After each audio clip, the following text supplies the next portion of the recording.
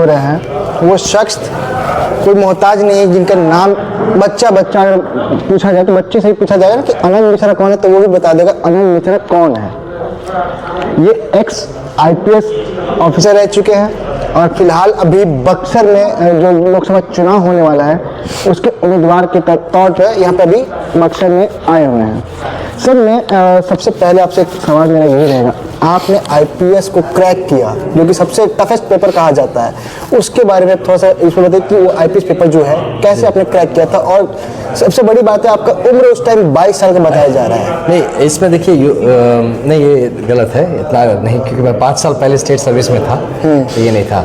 और UPSC का क्या था कि शुरू से ही डिसाइड कर लिए थे कि UPSC का एग्जाम देना है। और जब आप ये डिसाइड कर लेते हैं तो आपको सबसे पहले पता होना चाहिए स्कीम ऑफ एग्जाम क्या है, एग्जाम कैसे होता है, उसके आपको सिलेबस पता होना चाहिए, उसके सारे क्वेश्चन पेपर्स पता होने चाहिए, किस टाइप से पूछा जाता है। तो क्वेश्चन पेपर्स से आपको ये आइडिया मिलता है कि किस तरह से पढ़ना है, मतलब किस लाइन में फोकस करना है। तो ताकि उसके बाद जब आप पढ़ाई करते हैं तो सिर्फ हार्ड वर्क नहीं करते, स्मार्ट वर्क करते हैं, है ना, क्योंकि वक्त तो कम होता है, उसी कम वक्त में ज़्यादा, क्योंकि मैं ऑलरेडी कार्यरत था, मैं स्टेट सिविल सर्विस में था, ऑलरेडी मैं क्लास 1 ऑफिसर था, मैं काम कर रहा था और कोई कोचिंग भी नहीं किया, कुछ नहीं किया, अपने आप से पढ़ना था, अपने आप से सही तैयारी किया, पूरी तरह से सब कुछ मेरा सेल्फ स्टडी है, कोई ट्यूशन नहीं, कोई कोचिंग नहीं, कुछ नहीं। तो इसीलिए वहाँ पे स्मार्ट वर्क करना बहुत ज़रूरी है, क्योंकि मेहनत खाली करे, बहुत मेहनत किए जा रहे हैं, मेहनत पे मेहनत किए जा रहे हैं, तो ठीक है, होता है उससे भी, लेकिन स्मार्ट वर्क ज़रूरी है। जैसे आपने मुझे कैसे किया, तो हम कहेंगे स्मार्ट वर्क से किया। और हमको ये लगता है कि मेरा जो किसी भी सब्जेक्ट को समझने का जो तरीका है वो बड़ा प्रैक्टिकल होता है, और हम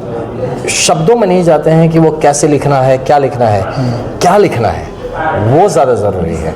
और उससे जो भाव क्रिएट होता है आपके अंदर, उसको कैसे वापस से आपको एक्सप्रेस करना है, वो अपने शब्दों में, अपने तरीके से हो। तो ये मुझे ये लगता है कि मेरा क्वालिफिकेशन होने का यही कारण है कि मैं आंसर्स अपने तरीके से लिखता हूँ हमेशा, मतलब ना रटा रटाया चीज़ कर नहीं करता हूँ, और जो कहते हैं कन्वेंशनल तरीके से नहीं, उसमें एक अपना जो आपका चरित्र का प्रभाव है वो आपके आंसर्स में छलक के आना चाहिए, नहीं तो सब तो एक ही आंसर लिख रहे हैं। तो इसके कारण ही मुझे लगता है कि मेरे सिलेक्शन हो पाया है। तो यही है मेरा मन। आपने जैसे IPS के अच्छे पोस्ट पे रहे और आपको एक अलग नाम से भी जाना जाता है जो कि एनकाउंटर स्पेशलिस्ट कहा जाता है आपको, कि आपने असम में जिस तरह से ये नाम लिया, उसके बाद आपका जो नाम इतना सोशल मीडिया पर प्रचलित हो गया कि एनकाउंटर स्पेशलिस्ट जो है वो आनंद मिश्रा ही है।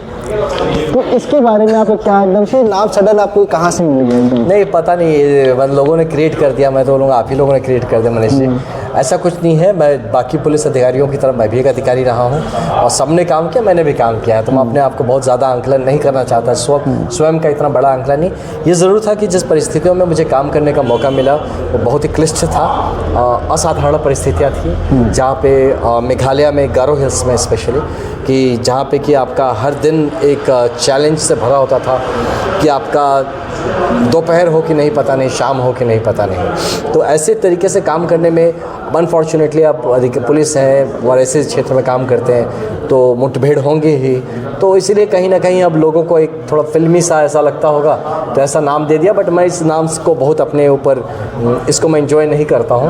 मैं एक साधारण आदमी हूँ और संवेदनशील आदमी हूँ, हाँ, तो ऐसा नहीं कि खून खराबा वाले में मैं यकीन नहीं रखता हूँ पर्सनली, वो एक पार्ट ऑफ आपका प्रोफेशन होता है। अदरवाइज़ पर्सनली मैं बहुत संवेदनशील हूँ, मैं किसी के पॉइंट्स को समझने की कोशिश करता हूँ, मैं आपकी बात आपके परिप्रेक्ष्य से समझना चाहता हूँ, मैं अपनी बात को आप पे नहीं थोपना चाहता, और आपकी जो इश्यूज़ हों, जो आपकी बातें हों, जो भी चीज़ से जो हम कम्युनिकेट कर रहे हैं, तो हम हमेशा चाहेंगे कि आपको आपके व्यक्तित्व के हिसाब से समझा जाए, और आपको जजमेंट ना किया जाए अपने हिसाब से, है ना, कि मेरे दिमाग में कुछ चल रहा है तो हमने अपना चीज़ आप पे थोप दिया, या किसी ने आपके बारे में कुछ बोला वो थोप दिया। तो इसलिए मैं एक संवेदनशील पर्सनैलिटी बिलीव करता हूँ खुद को, और ये जो एनकाउंटर स्पेशलिस्ट और ये एक पार्ट ऑफ प्रोफेशन है। मैं अभी जो सवाल आ रहा है, एनकाउंटर स्पेशलिस्ट जो नाम आपको दिया, कहीं ना कहीं आपने इतने एनकाउंटर किए होंगे जिसकी वजह से ये नाम पड़ा है।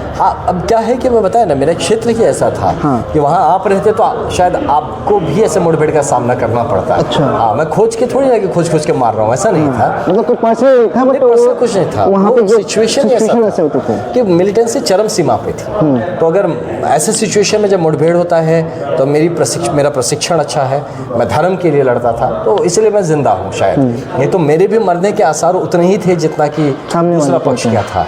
देखिए, अभी आपने IPS के थोड़े सवाल किए, मगर अब आप इस लाइन से हट चुके हैं, नाम आपके नाम के आगे X लग चुका है कि X IPS अनंत मिश्रा है, तो आप राजनीति में आ रहे हैं। सबसे बड़ा ये खुलासा होता है कि अनंत मिश्रा आप राजनीति के अंदर आ रहे हैं, तो ये आपके मन में ख्याल कब आया कि आपको राजनीति में आना चाहिए, और राजनीति का ये जो मूड एकदम आसम से बक्सर ले आया, इसका क्या मतलब ज़्यादा फोकस रहा है आपके अंदर? पहले दूसरे प्रश्न का जवाब देता हूँ। आसाम से बक्सर नहीं लाया, मैं बक्सर से आसाम गया था, तो ऐसा सोच रहा है, मैं वापस आ गया। अच्छा। बस वापस आने वाली बात थी।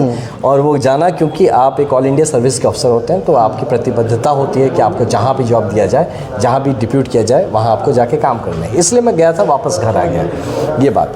और पहला जहाँ तक पॉलिटिक्स ठीक बोलना ठीक नहीं होगा, मैं समाज सेवा के भाव से आया हूँ, है ना, कि मैं ये मानता हूँ कि हाँ, जो भी तरह का सत्ता हो, सत्ता सेवा का एक आधार है ना। तो अब वो सेवा कुछ भी हो सकता है। अब आप अगर मुझे लगता है कि हाँ, समाज सेवा करने के लिए आपको एक पॉलिटिकल बेस की ज़रूरत है, तो व्हाई नॉट, क्यों नहीं, है ना। तो लेकिन पॉलिटिक्स के लिए नहीं करना कि मैं पॉलिटिशियन हो गया, पॉलिटिक्स कर रहा हूँ, नहीं, ये हमसे होगा नहीं, है ना।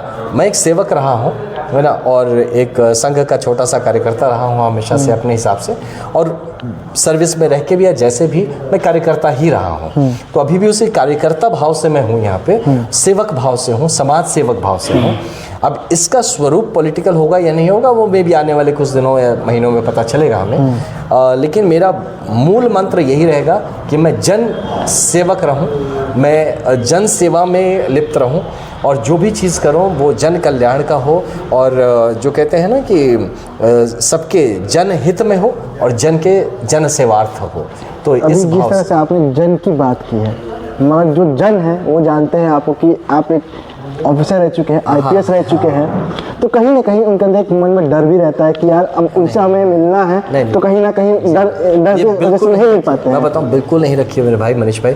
मैं जितना एक्सेसिबल हूँ, जो मुझसे मिले हैं, अभी आप ही मिले, आप जानेंगे हाँ कि मैं सरल आदमी है, गाँव से, गाँव के परिवार से। आपसे जो अभी मिल रहे वो तो जान रहे कि आप कैसे आदमी हैं, मगर जो सोच रहे कि आपसे मिलना है, नहीं तो वो उनके लिए कहीं ना कहीं भय होता है कि यार एक IPS ऑफिसर से जाकर उनको मिलना है, और उससे कैसा मिले। कहीं ना कहीं एक होता है ना कि मान लीजिए बड़ा आदमी हो तो साथ में हो तो मिल सकते हैं, अगर अकेले जाके मिले वो नहीं मिल पाएगा। इसके लिए आपको बेशक होते आपके और कभी भी ऐसा नहीं आपको महसूस होगा कि आप अपने भाई से या अपने बेटे से नहीं मिल रहे हैं। तो हम हमेशा और हम चाहेंगे कि आप एकदम खुल के मिलिए मुझसे, और हमको काम भी दीजिए, और हम किसी काम आ पाए। मेरे यहाँ होने का उद्देश्य ही तो आप हैं। तो अगर आप ही ऐसा सोचेंगे कि हम आप नहीं मिल पाएंगे, तो फिर तो मेरे होने का उद्देश्य ही बेसिक में ही ये बेसिक खत्म हो जाता है। फिर मेरे होने का उद्देश्य क्या है? तो घर के बेटे हैं आपके एकदम, और आपके ही यहाँ के भाई जैसा मान लीजिए, बेटा मान लीजिए। और जब चाहे आइए, कहीं गाड़ी चलते वक्त भी मुझे दिख जाए, आप हाथ दिखाइए, मैं रुक जाऊँगा। मैं इतना सरल हूँ मिलने में, कहीं बताएं मैं आपके घर आ जाऊँगा, ऐसा कुछ नहीं। देखिए, सबसे एक सवाल और मेरे मन में है, अभी आपने जो बोला, आपने राजनीतिक में कदम रखा, और जब से आप राजनीतिक में कदम रखे तो कुछ महत्वपूर्ण क्षण आपके लिए हुए होंगे। ऐसे कोई एक क्षण बताइए जो सबसे ज़्यादा महत्वपूर्ण रहा हो, जो लगता है कि हाँ, ये चीज़ हमें जनता के साथ शेयर करना चाहिए, और जनता को बताना चाहिए कि हाँ, ऐसे माहौल में भी हम लोग रह रहे हैं। मैं बताता हूँ कि देखिए, राजनीति में कदम रखने वाली बात जहाँ तक है, मैं जन सेवा में ज़रूर कदम रखा हूँ, मैं ज़रूर सोशल सर्विस में आया हूँ। और अब मैं बताता हूँ आपको, देखिए, जब मैं स्पेशली इंस्पायर्ड हुआ कैसे है, मैं जब देखा ये देश, आप देखिए सडनली 2014 के बाद से, है ना, एक अलग माहौल बना, एक अलग माहौल बना, मतलब राष्ट्र सर्वोपरि वाली बात आ गई, है ना। और देश बड़ा हो गया, और उसके जो सो कॉल्ड लीडरशिप है, जो बोलिए, उनका इम्पोर्टेंस नहीं रहा, वो देश के इम्पोर्टेंस, मतलब सभी एक सेवक भाव से लग गए उस काम में।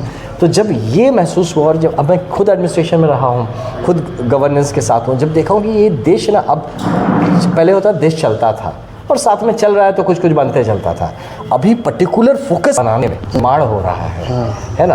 तो जब राष्ट्र निर्माण हो रहा है तो मैं बहुत यशस्वी प्रधानमंत्री जी हैं और पूरी उनकी जो टीम है, तो जिस तरह से लग के आप देखिए, ये एक ना मैं बताऊँ आपका युग परिवर्तन है। ये एक काल है, अलग काल। जिस तरह से सतयुग रहा है, द्वापर रहा, त्रेता रहा है, द्वापर रहा है, ये सिर्फ कलयुग नहीं है, ये काल, अलग काल क्षेत्र में हम आ गए हैं। तो मुझे ऐसा महसूस होने लगा कि मुझे और भी ज़्यादा करके इसमें पार्टिसिपेट करना है, डायरेक्ट पार्टिसिपेशन करना है। जब नहीं तो मैं क्या, ब्यूरोक्रेसी बहुत इंपॉर्टेंट पार्ट है देश चलाने में, राष्ट्र को चलाने में ब्यूरोक्रेसी का सबसे इम्पॉर्टेंट भूमिका है, ये हमको मानना पड़ेगा। और इसके लिए एक मानसिकता चाहिए जो मुझ में भी है और मैं इसका पार्ट भी था। लेकिन ग्रेजुअली महसूस हुआ कि देश बनाने वाली भूमिका में मेरा भी एक गिलहरी की भूमिका, एक छोटा सा सेवक का भूमिका होना चाहिए। इसीलिए मेरा रुझान कि मैं एक बड़े प्लेटफॉर्म पे आके और इस तरह से इसके संग ये जो इतना बड़ा टीम एक लगा हुआ है ऑलरेडी काम करने में, तो मैं भी थोड़ा सा रोल चेंज ओवर कर सके हम। ये जैसे कि है ना कि एक ब्यूरोक्रेटिक तरीके से आके थोड़ा सोशली ज़्यादा इन्वॉल्व होकर और ऐसे नेतृत्व के अंदर आके हम कुछ काम कर सकें। तो इसी उद्देश्य से आप देखेंगे कि मैं क्यों रिज़ाइन भी किया और क्यों मैं अपने बक्सर, और कहेंगे बक्सर क्यों, तो कहते हैं चैरिटी बिगिंस एट होम। आप कुछ भी अच्छा पहले अपना घर ठीक करते हैं आप ना, फिर दुनिया ठीक करने निकलते हैं। तो पहले हम जहाँ से हैं वो जगह तो पहले जितना हो सके अपने, जब सपनों का भारत बनेगा, हमारा विकसित भारत बनेगा, तो हमारा विकसित बक्सर, विकसित बिहार कैसा होगा, तो उसके लिए हम किस तरह से अपना योगदान दे सकते हैं, ये भाव को सोच के दिमाग में रख के और कुछ अपने दिमाग में प्लान रख के, और क्योंकि ऑलरेडी एक प्लान है जो काम कर रहा है, एक टीम है जो काम कर रही है, तो उसके संग कैसे हम अपना फ्रीक्वेंसी मिला के काम कर सके, तो इसी भाव से हम यहाँ पे हैं। जैसे अभी आपने बोला कि विकसित बक्सर की बात कर रहे हैं, बट आनंद मिश्रा आज तक अपने घर को विकसित नहीं कर पाए। आनंद मिश्रा आज भी उसी नॉर्मल जिंदगी जीते हैं जिस तरह से वो पहले जीते थे। मगर एक होता है कि IPS ऑफिसर बना इंसान या कोई बड़ा अवर लेवल पर अगर रहता है, बिजनेसमैन ही क्यों ना हो, वो चाहता है कि पहले मैं अपना घर बनाऊं, अपने आप को सजाऊं, उसके बाद आगे किसी को सजाना हो तो सजाऊं।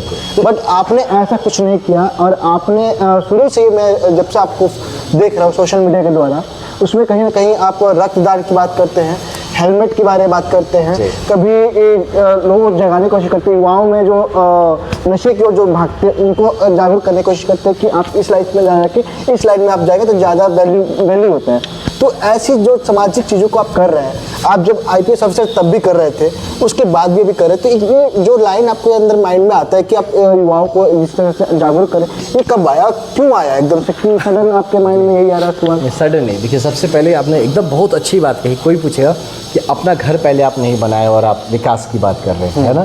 तो इसमें क्या होता है, आप गोल निर्धारण करते हैं।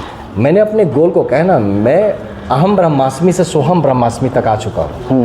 वो अहम वाली बात ही नहीं है। मुझे अपना रोल बड़ा छोटा दिखता है।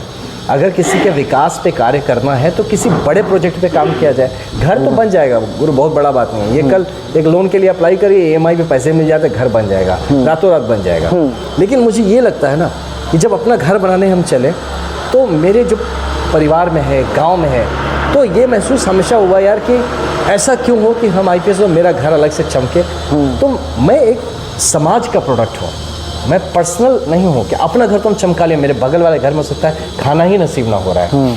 तो स्वामी विवेकानंद जी का एक बहुत बड़ा बात था, आपने सुना होगा कि जब तक पूरा समाज का उत्थान नहीं हो जाता, जब तक एक आदमी भी भूखा रह रहा है, नंगा रह रहा है, तकलीफ में है, तब तक मैं उस आदमी को दोषी मानता हूं जो अपने आप को चमका के निकल गया है या अपने आप को बड़ी जगह पे ले गया है। मैं उस दोष में पार्टिसिपेट नहीं कर पाया। तो इसीलिए मुझे मेरा सोच इस तरह से है कि जब हम बनेंगे तो हम कम से कम, आपके पास 2 रोटी हो तब हम 2.5 रोटी खाने की सोच सकते हैं एकदम। लेकिन आपके पास खाना ही नहीं हो और मैं 5 रोटी खाने की बात कर रहा हूँ, ये नहीं। और जहाँ तक, क्योंकि मैं एक सरकारी काम में तो बड़े बड़े बंगलों में रहा हूँ, बड़े बड़े हर तरह का फैसिलिटी रहता था, तो नहीं कि मैं घर का इशू है, हाँ पर्सनल नहीं था, पब्लिक घर था जिसमें मैं रहता था, अच्छी जगहों पे रहा हूँ। मेरा जो टेस्ट है वो भी रिफाइंड है, काफ़ी अच्छा है। आज भी मैं अपने वहाँ पे, क्योंकि शहर में रहा तो एक भाई साहब के कहीं हैं जहाँ पे मैंने एक रेंट एकोमोडेशन में मैं रह रहा हूँ और ठीक ठाक रह रहा हूँ, ऐसा नहीं कि। लेकिन जब मैं सोचता हूँ अपना घर बनाऊँ तो मुझे अपने आसपास वाले वो 5-7 लोग दिखते हैं जिनके पास घर ही नहीं, जो ये इनको नहीं पता कि उनका कल चूल्हा कैसे जलेगा। तो मन नहीं मानता मेरा कि मैं अपना करूँ। तो इसीलिए जब ये विकास वाली बात जब कभी ना, जब सब डेवलप होना शुरू हो जाएगा, मैं भी अपना घर बनाऊंगा और अच्छा घर बनाऊंगा, ऐसा नहीं है। लेकिन मतलब आप ये उम्मीद रखते हैं कि अगर आपका जो माइंड में प्लान है अगर वो सक्सेस होता है, हाँ, तो आप अपने घर को अच्छा बनाएंगे, बहुत बढ़िया घर बनाएंगे, एकदम बढ़िया एक पार्ट बनाएंगे उसमें, जिसमें बढ़िया क्लब हाउस जैसा होगा, जिम होगा, सब कुछ होगा, मेरे गिटार का भी एक स्पेस होगा। तो मतलब आप गिटार मैं गिटार भी बजाता हूँ, ऐसा म्यूजिक में भी इन्वॉल्व है, लेकिन वो अपने लिए। तो मेरा मन है, एक अच्छा घर कौन नहीं चाहता है, लेकिन तब बनाएंगे जब मेरे आसपास वाले सबका अच्छा हो जाए। मेरे को जैसे अभी एक माइंड में सवाल है, जो शब्द भी बोलो या सवाल बोलो, कहते हैं ना कि अच्छा घर तब हो जब अच्छे परिवार उसमें रहने लगे। कहीं ये भी एक एग्जैक्टली आपके माइंड में सवाल नहीं होता कि जब परिवार ही नहीं तो अच्छा घर का मैं क्या करूँ? नहीं, ये भी बात आज के समय में, आज का समय ऐसा दौर चल रहा है जहाँ पे घर तो बड़े अच्छे अच्छे हैं, मगर अगर उस घर में जाके आप किसी से मिलते भी है ना, तो लगता है कि परिवार ही नहीं है, उसमें कोई अनबन सा है, दिखता ही नहीं, खटास दिखती है, मिठास नहीं दिखती। नहीं समाओ, मतलब मैं बहुत लकी रहा हूँ कि हमारे आसपास और हमारे जितने भी परिवार के लोग हैं, खानदान के लोग बहुत ही अच्छे हैं। सभी एक दूसरे के साथ मिलजुल के रहते हैं, सभी एक दूसरे का सहारा बनते हैं, सहायता करते हैं। तो मैं एक ऐसे परिवार से आता हूँ जो मैं मानता हूँ बहुत संस्कारी परिवार है, और एक संगठनिक तौर पर हम रहते हैं। तो हम जब भी घर भी बनाएंगे ना, मेरा जो अगर कभी घर बनेगा भी, तो मेरा मन है कि हम अपने बाबा के नाम पे बनाएं, है ना, और ताकि हमारे उनके जितने खानदान के लोग हो सबके लिए वो खुला घर हो।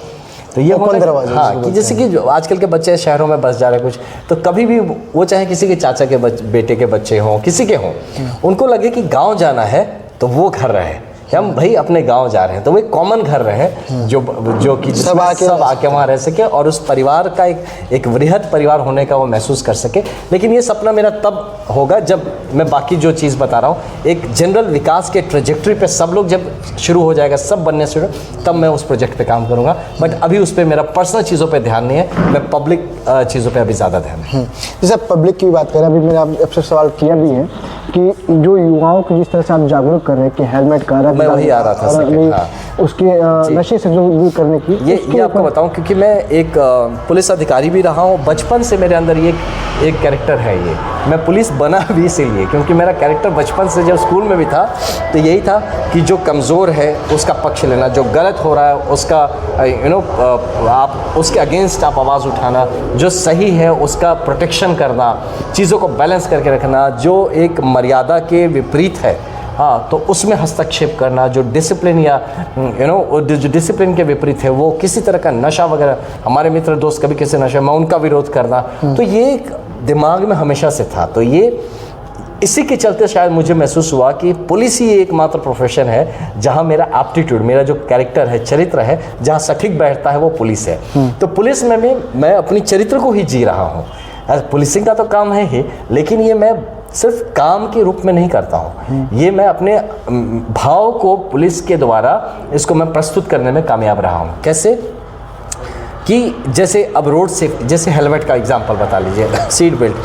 अभी आपको पता 2-3 दिन पहले बहुत अनफॉर्चुनेट एक्सीडेंट में हमारे यहाँ के 9 लोगों की को मतलब एक एक्सीडेंट में मोहनिया में जान से हाथ धोना पड़ा। आपको मैं बता नहीं सकता मुझमें कितनी पीड़ा हुई, क्योंकि मैं जहाँ जहाँ पोस्टेड रहा एक्सीडेंट्स कम करने में और इस तरह की चीज़ों में अपना जितना मैक्सिमम रोल मैंने निभाया है, और यहाँ आने से आपके ही गांव घर में देख रहे हैं आप इस तरह की चीज़ हो रही है तो मन में तकलीफ़ होता है। तो ये मैं बड़े पैशन के साथ इस चीज़ को करता हूँ, इसमें ना ये प्रोफेशन की तरफ से नहीं। और जो आप कह लीजिए कि ड्रग्स का कह लीजिए या किस तरह का नशा कह लीजिए, तो ये मन से निकलता है मेरे यार कि नशा ही करना तो कुछ अच्छे चीज़ों का किया जाए।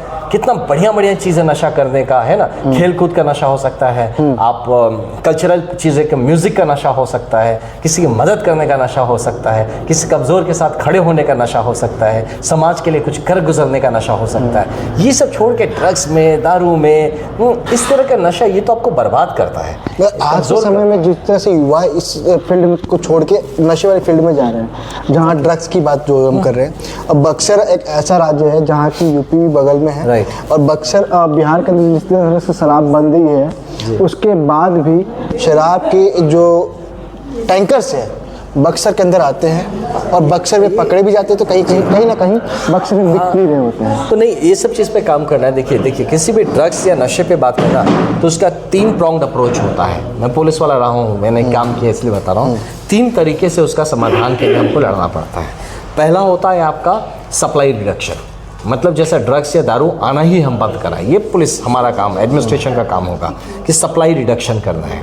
दूसरा होता है डिमांड रिडक्शन, कि हमको ज़रूरत ही नहीं है, तो आप वो समाज का काम है। तो शिक्षा स्थान जो है, स्कूल, कॉलेज, एजुकेशनल इंस्टीट्यूशंस, परिवार का काम है कि उसका डिमांड ना हो। मतलब आपने वो ललक या चाहत ही ना हो कि मुझे ड्रग्स चाहिए या दारू चाहिए। डिमांड को कम करना पड़ेगा मार्केट से, है ना। तो एक तरफ सप्लाई को काटना पड़ेगा, एक तरफ डिमांड को काटना पड़ेगा। तीसरा हार्म रिडक्शन। हार्म रिडक्शन मतलब जो इसके चलते, जो मान लीजिए जो ऑलरेडी नशा युक्त लोग हैं, जो नशेड़ी हो गए हैं, तो उनको हम किस तरह से वापस से मेन स्ट्रीम में लाया जाए, किस तरह से रिहैबिलिटेशन कराया जाए, या जो लोग ऐसी धंधों में लिप्त हो रहे हैं उनको किस तरह से हम वहाँ से निकाल के एक अच्छे, मतलब जो समाज के लिए पॉजिटिव काम है वैसे प्रोफेशन में लाया जाए। तो इस तरह का ये अप्रोच भी चाहिए। तो तीनों approach, supply reduction, demand reduction, harm reduction, ये तीनों अप्रोच को हम एक साथ जब लेके काम करेंगे तभी इस तरह के प्रॉब्लम सॉल्व होंगे। और मुझे पता है ये कैसे करना है, तो मुझे अगर इसका मौका मिलता है हम जरूर करेंगे। आनंद मिश्रा अगर चुनाव में भी खड़े हो रहे हैं, अगर उनको मौका मिलता है तो बक्सर में सबसे पहला विकास किस चीज़ को लेकर आने का? मैं आपको बताऊं मनीष जी, ये अबाउट चुनाव नहीं है, इट्स नॉट अबाउट मैं क्या बनूं ना बनूं। मैं हो सकता है छोटी क्षमता पे ही मैं इस चीज़ पे काम करूंगा पहले, है ना। जो हमारे यहाँ का लॉ एंड ऑर्डर व्यवस्था अच्छा रहे, जहाँ पे पीस रहे, शांति रहे, जहाँ पे डेवलपमेंट, विकास को आने के लिए जो रास्ता चाहिए वो रास्ते को प्रशस्त करने का काम लॉ एंड ऑर्डर का है। तो जब तक आपकी पुलिस और लॉ एंड ऑर्डर स्ट्रांग नहीं होगी आप विकास कर ही नहीं सकते। क्या एक्चुअली आपने अभी जो लॉ एंड ऑर्डर की बात, क्या आपको लगता है कि बक्सर का लॉ एंड ऑर्डर मजबूत है या नहीं है? नहीं, देखिए काम का बहुत स्कोप है ना, आई मस्ट बी ऑनेस्ट, बहुत स्कोप है। अब सबसे छोटा चीज़ बताएं, ट्रैफिक आप देख लीजिए, वहीं से शुरू। मैं खुद कितनी बार ये गोलंबर के पास में रात भर में ट्रक जाम होने का, मुझे लगता है इसको ठीक किया जा सकता है, कोई कारण नहीं कि वो ठीक ना हो, है ना। और आपके माध्यम से तो मैं अपील भी करना चाहूँगा कि इस पर ध्यान जाना चाहिए। मैं रात को कई बार, मैं तो लेट नाइट ट्रैवल करता हूँ कि उसके बाद ऐसा लाइन लगता है। और पता है क्या सबसे गंदी बात जो मैं पुलिस वालों में जानता हूँ, लोग फट से दोषारोपण कर देते हैं, अरे पुलिस वाले खड़े होकर पैसा उगाही कर रहे हैं। मैं दोषारोपण ही कह रहा हूँ, ये लोग करते हैं ऐसी बात। तो ऐसी बात अगर आने देने की का हम कारण ही क्यों रखें, वो क्लियर किया जा सकता है। उसका एक मॉडस ऑपरेंडी हो सकता है, या अगर हमको ट्रैफिक रोकना भी है तो उसका एक स्टैकिंग तरीका हो सके। एक ही जगह नहीं रोकते हैं, आपके पीछे भी थाने हैं भैया, आप वहाँ से आप वायरलेस कनेक्ट कर लीजिए कि हम जब बोलेंगे तब 30 गाड़ी छोड़िए, फिर 30 गाड़ी छोड़िए। तो जो स्टैकिंग है पूरे ज़िले तक हो सकता है अगर रोकना ही है तो। टाउन के अंदर, शहर के अंदर एक टाइम आउट होना चाहिए। हैवी व्हीकल का मूवमेंट जो है वो कितना होना चाहिए, वो एक्सीडेंट प्रोन भी हो सकता है। हैवी व्हीकल टाउन के अंदर कब, कितने बजे से कितने बजे नहीं चलना चाहिए, इसका भी प्रावधान हो सकता है। आपका जो साइड में पार्किंग का फैसिलिटीज़ है उसको आप मार्कआउट कर सकते हैं, जहाँ से कि ठीक से पार्किंग हो उस पर ध्यान दिया जा सकता है। जो रैश ड्राइविंग कर रहे हैं उन पर इन्फोर्समेंट होना चाहिए, ताकि, और ये लगातार होना चाहिए। ये नहीं कि सडनली 3 महीना में एक बार चेकिंग कर लिए, कुछ नहीं होगा उससे। रोज़ चेकिंग होनी पड़ेगी, आपको रोज़ इन्फोर्समेंट करना पड़ेगा। ये एक ऐसा चीज़ नहाने धोने जैसे, खाने पीने जैसा है कि एक दिन नहीं नहाएंगे कल गंधाने लगेंगे एकदम। तो ये इन्फोर्समेंट का काम रोज़ का होता है, ये 3 महीना में एक बार करने का चीज़ नहीं होता है। तो ये जब आदत में आ जाएगा लोगों का, खुद ही डिसिप्लिन आएगा। आप बोल बोल के 3 महीने में एक दिन खड़ा होकर पूरा फाइन काट दिए, कुछ नहीं होगा उससे। लोग और नाराज़ होते हैं, वो आपको पुलिस पे ही दोषारोपण करते हैं एकदम। तो ये सब चीज़ें हैं जिस पे अलाइनमेंट आने की ज़रूरत है मुझे लगता है। और भी बहुत सारे तरीके हैं, कभी मेरी बात हो सके और मेरी बात सुनी जाए तो मैं ज़रूर अपने तरीके से जो मेरे आइडियाज़ हैं मैं शेयर करना भी चाहूँगा। और ग्राउंड पे किया जा सकता है। मैं खुद रहा हूँ 5 जिलों में, मैं एसपी रहा हूँ, तो मैं जानता हूँ, मैंने खुद किया हुआ है। तो मुझे बोलने की बात नहीं कि नहीं हो सकता है, मैं जानता हूँ हो सकता है, मैंने खुद किया हुआ है। तो नहीं होने का, और जैसा कंजस्टेड दिख रहा है यहाँ पे, मैं कुछ जिलों में था जैसे नौगांव और धुबरी, इससे ज़्यादा कंजस्टेड वो जिले थे, है ना। तो वहाँ पे भी मैंने उस प्रॉब्लम को सॉल्व कर दिया था। तो फिर कारण मुझे नहीं दिखता क्यों नहीं हो सकता, लेकिन यस, पहला मेरा चीज़ होगा लॉ एंड ऑर्डर ठीक होना चाहिए इस जगह का। और उसके लिए मुझे कोई नेता बनने की ज़रूरत नहीं है, एज अ सिविलियन भी हम इस पर काम कर सकते हैं। बट कहीं ना कहीं देखा जाता है कि अगर एक आम आदमी अगर जाके उस लॉ एंड ऑर्डर के ऊपर सवाल करता है तो उसको कहीं ना कहीं दबाए। अगर वहीं का पावरफुल अगर नेता जाता है तो उनके सवालों को ज़्यादा सुना जाता है। तो क्या कहीं आपकी बातों, जैसे अभी सिविल कोई आता है तो उसके बाद उसको कहीं ना कहीं उसको प्रताड़ित नहीं करें? हमें सही तरीके से, देखिए, लड़ना झगड़ना नहीं चाहिए। मैं मानता हूँ प्रशासन के साथ लड़ना नहीं चाहिए, हमें क्रिटिसाइज़ नहीं करना है, हमें उनका पार्टनर बनना है। हमें पुलिस का साथ पार्टनरशिप लेना है, हम उनके साथ लड़ना नहीं है। वो काम कर, हो सकता है कुछ चीज़ें उनकी नज़र से छूट जा रही है, क्योंकि सारे पुलिस अधिकारी लोकल नहीं होते, उनके लोकल इश्यूज़ नहीं मालूम है। तो आप और हम लोकल हैं, हमें उनको जाके इस बात का उनके सामने में लाना है कि हम इसको ऐसे भी कर सकते हैं। तो ये जब संवाद, पुलिस और पब्लिक का संवाद अच्छा हो जाएगा, लॉ एंड ऑर्डर ठीक हो जाएगा। और डेफिनेटली छोटे लेवल्स पे मैं मानूंगा कि अपने निजी फायदों के लिए हमें पुलिसिंग नहीं करना चाहिए कभी भी, ये मेरा थोड़ा सा इसमें फायदा, वो चीज़ नहीं कर। खाकी जो चीज़ है ना, ये बहुत स्वाभिमान की चीज़ है। खाकी और गेरुआ, ये दो रंग है जिस पे दाग नहीं लगना चाहिए कभी भी किसी तरह का। अगर बक्सर की पुलिस तो दाग लगवा देती नहीं, अब वो मैं नहीं जानता हूँ, क्योंकि मैं इस पर मैं जानता नहीं, मैं कुछ कहूँगा नहीं। लेकिन हाँ, ये ज़रूर है कि काम का बहुत स्कोप है, मैंने देखा है, मैं पर्सनली इसका भोगा हूँ। आज आप लोगों को भी वेट करना पड़ा, क्योंकि मैंने देखा। अब क्या होता है कि मैं भी जब एसपी था, मैं आपको बताता हूँ, हमारी जब गाड़ी जाती है सायरन बजा के, तो एसपी साहब की गाड़ी नहीं रुकेगी, एकदम कभी नहीं रुकेगी। लेकिन मैं जब देखता था, मैं जा रहा हूँ और ये रुका हुआ है, तो एसपी निकल गया, तो मुझे अगर महसूस हुआ मैं तो ठीक ही जा रहा हूँ, कहाँ जाम है, कोई जाम नहीं है। ऐसा नहीं है।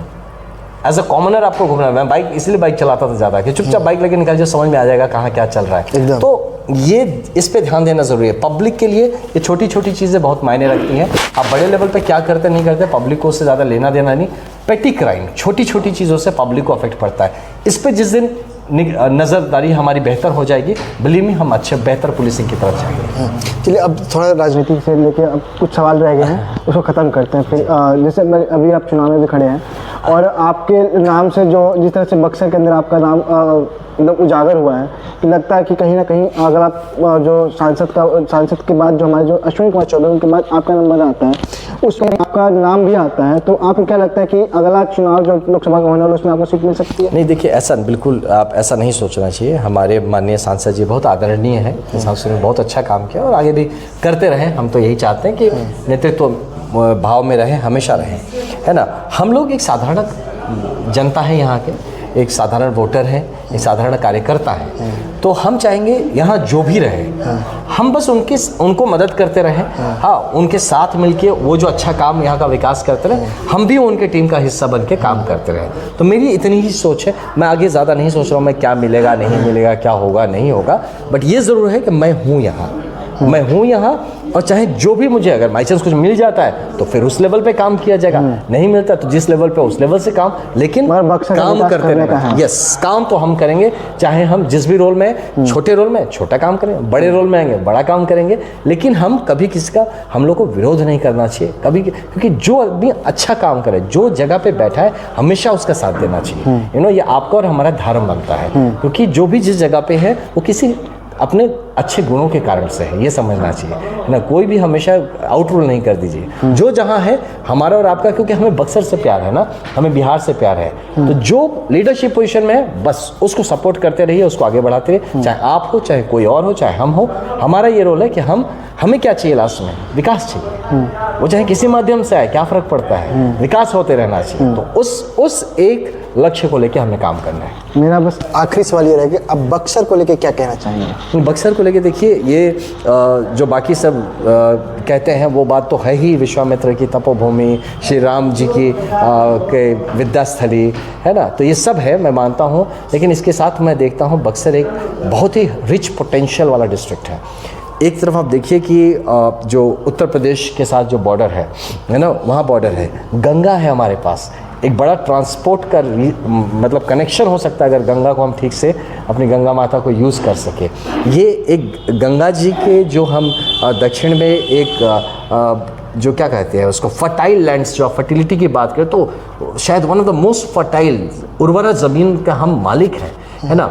हमारे पास जो क्षमताएं हमारी हैं वो हर फील्ड में हो सकती हैं। आप देखें तो मुझे बहुत बड़ा यहाँ पे सेक्टर, 2-3 सेक्टर दिखता है। एक तो एजुकेशन में दिखता है, जो बहुत बड़ा यहाँ पे स्कोप है, काम किया जा सकता है। बहुत सही प्लेस्ड है बक्सर, मैं बता रहा हूँ। आप देखिए, दिल्ली से भी दूर नहीं, कलकत्ता से भी दूर नहीं, आप इसका प्लेसमेंट बहुत सही है, गंगा किनारे है। यहाँ से आप एयरपोर्ट भी 2 घंटे, इधर जाइए तो पटना, इधर बनारस, ट्रेन की कनेक्टिविटी बहुत सही कनेक्टिविटी है, हर तरह से ठीक।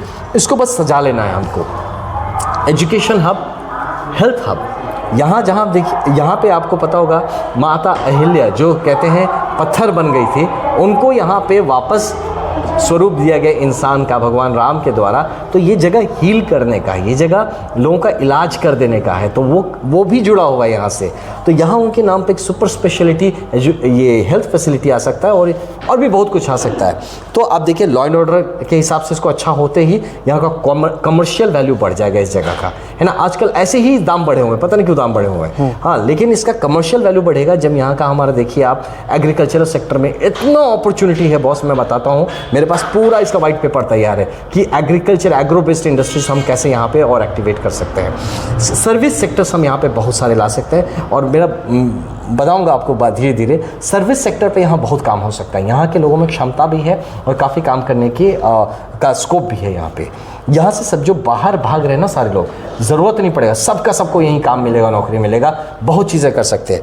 मैं तो इस बात को रखना चाहूँगा कहीं, आशा करता हूँ कि मेरी बात कोई तो पकड़ ले और इस बात को शुरू करे कि बनारस का देखिए हमारे माननीय प्रधानमंत्री जी ने किस लेवल पे बनारस को कहाँ पहुँचा दिया, है ना। तो वो जो डेवलपमेंट का फ्लो है जो गंगा के साथ बनारस से वो डेवलपमेंट बक्सर और हर जगह पहुँचे, तो हम बनारस बक्सर एक इंडस्ट्रियल कॉरिडोर के बारे में भी सोच सकते हैं कि काफ़ी यहाँ पे जॉब, पूरे पूर्वांचल के जॉब के इश्यूज कंप्लीट हो जाएंगे, एक झटके में जॉब के इश्यूज इसको काफ़ी रिजॉल्व हो सकता है। तो ये जो और एक टूरिस्ट सर्किट तो है ही बनारस से लेकर बक्सर तक, इसके बीच का जो पूरा स्कोप है वहाँ इंडस्ट्रीज़ के लिए बहुत ही, मैंने कुछ लोगों से बात भी की है, बहुत स्कोप है। तो एक इंडस्ट्रियल कॉरिडोर की तरह हम अगर इसको डेवलप किया जा सके इस पूरे क्षेत्र को, तो अपॉर्चुनिटीज़ मुझे काफ़ी दिख रही हैं। तो अगले 5-7 साल में मैं बता रहा हूँ आपको, ये जगह ऐसे चमक सकता है, यहाँ पे इतनी पोटेंशियल है कि मतलब ये आपको रुकिए 5-7 साल आपको महसूस होगा कि कितना पोटेंशियल है। आई एम श्योर देखिए यहाँ जो भी रहे विकास करेगा, मैं बताता हूँ। और हम लोग जैसे लोग हैं जो अपने इनपुट्स देंगे, अपने जो स्टडीज़ हैं उसको हम शेयर करेंगे, चाहे जो भी रहे। हम चाहते हैं डेवलपमेंट हो, बस हमारा ये मकसद है, डेवलपमेंट होना चाहिए। चाहे यहाँ जो भी रहे हमारे, चाहे वो एडमिनिस्ट्रेटिव ऑफिसर्स हों, पॉलिटिकल लोग हों, हम सबके साथ वो शेयर करना चाहेंगे कि हमारा डेवलपमेंट का एजेंडा हल्का नहीं पड़ना चाहिए कभी भी। तो यही है। देखिए, ये थे हमारे साथ आनंद मिश्रा जी, जिन्होंने विकास के ऊपर जो बात किया है और जिस तरह से उन्होंने बताया कि किस तरह से विकास को हम लेके आगे कार्य कर सकते हैं। और अगर उनको मौका मिलता है बक्सर के लिए कुछ करने का, तो ये बक्सर के लिए हर टाइम खड़े हैं, और कोई भी आम लोग भी अगर मिलना चाहे तो कभी भी आकर मिल सकते हैं। मैं आपको बहुत बहुत धन्यवाद करना चाहूँगा हमारे शो में आने के लिए। धन्यवाद। धन्यवाद सर।